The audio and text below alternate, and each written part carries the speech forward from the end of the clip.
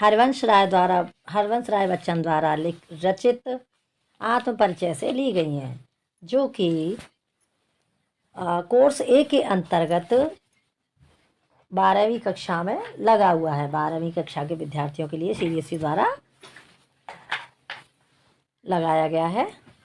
चलिए अब देखते हैं हम इस कविता की प्रथम पैराग्राफ की पंक्तियाँ। तो पंक्तियाँ क्या हैं?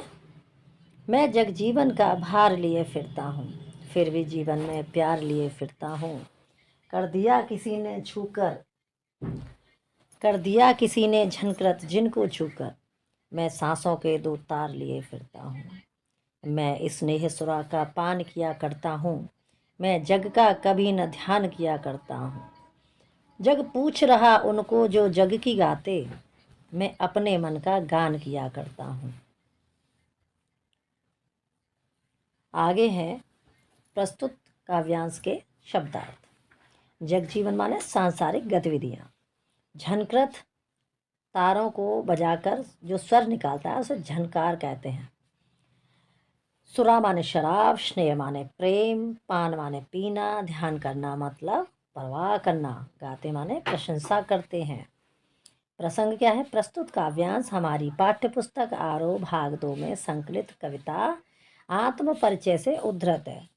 इस कविता के रचयिता प्रसिद्ध गीतकार हरवंश राय बच्चन जी हैं, जो कि अभिनेता अमिताभ बच्चन के पिताजी हैं।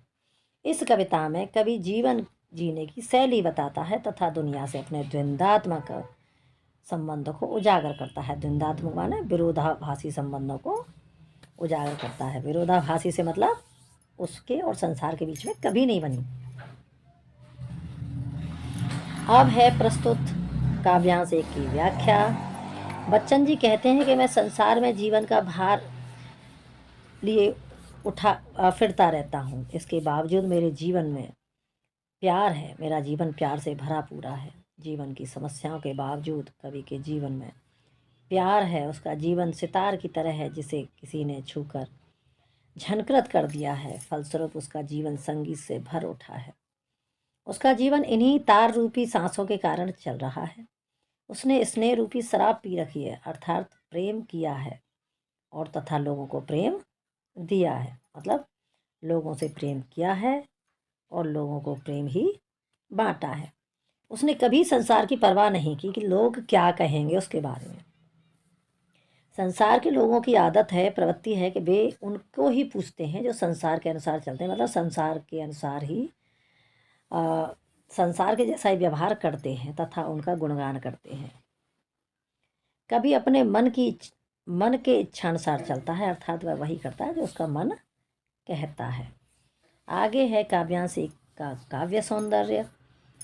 नंबर 1, कवि ने निजी प्रेम को स्वीकार किया है। नंबर 2, संसार के स्वार्थी स्वभाव पर टिप्पणी की है। नंबर 3, स्नेह सुरा और सांसों के तार के रूप में रूपक अलंकार है। जगजीवन स्नेह सुरा में अनुप्रास अलंकार है, क्योंकि वर्णों की आवृत्ति हुई है। सा वर्ण की और जा वर्ण की आवृत्ति हुई है। खड़ी बोली का प्रयोग किया गया है। किया करता हूँ, लिए फिरता हूँ को आवृत्ति में गीत की मस्ती है। अरे हाँ, अच्छा चूहिया फंस गई। काय हो? कवितांश या काव्यांश नंबर 2, मैं निज उर के उद्गार लिए फिरता हूँ। मैं निज उर के उपहार लिए फिरता हूँ। है यह अपूर्ण संसार न मुझको भाता, मैं सपनों का संसार लिए फिरता हूँ। मैं जला हृदय में अग्नि दहा करता हूँ। मैं जला हृदय में अग्नि दहा करता हूँ। सुख दुख दोनों में मग्न रहा करता हूँ। जग भय सागर तरने को नाव बनाए, अर्थात जग भव सागर तरने को नाव बनाए, मैं भव मौजों पर मस्त बहा करता हूँ। शब्दार्थ हैं इनके। उद्गार माने दिल के भाव, हृदय के भाव। उपहार माने भेंट या जो भी गिफ्ट होते हैं। भाता माने अच्छा लगता। सपनों का संसार मतलब कल्पनाओं की दुनिया। दहना मतलब जलना। दहा माने जला। भवसागर माने संसार रूपी सागर। मौजों माने लहरों। आगे है कवितांश या काव्यांश 2 की व्याख्या। तो व्याख्या क्या है? कवि ने अपने मन की भावनाओं को दुनिया के सामने, मतलब ये पहले तो जो मैं अभी बता रही हूँ ये प्रसंग है, तो कवि ने अपने मन की भावनाओं को दुनिया के सामने कहने की कोशिश की है। उसने खुशी से जो उपहार मिले हैं, मतलब उसे संसार ने जो कुछ दिया है खुश होकर, वह उसी को लिए फिरता है। उसने यह संसार, कभी को यह संसार अधूरा लगता है, क्योंकि इस संसार में प्रेम के बदले प्रेम नहीं, नफरत मिलती है। इस कारण उसे यह संसार पसंद नहीं है। यही अपनी कल्पना का संसार लिए फिरता है। उसने प्रेम से भरा संसार, कवि को प्रेम से भरा संसार अच्छा लगता है। कवितांश 2 की व्याख्या। कवितांश नंबर 2 की व्याख्या। कवि कहता है कि मैं अपने हृदय में आग जलाकर उसमें जलता रहता हूँ, अर्थात प्रेम की जलन को स्वयं ही सहता रहता हूँ।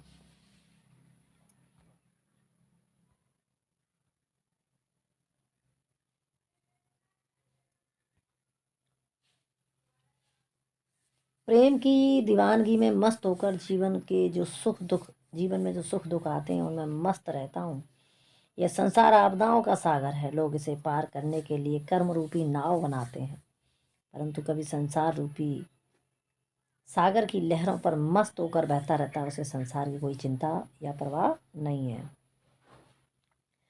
कवितांश या काव्यांश 2 की विशेषता या विशेष।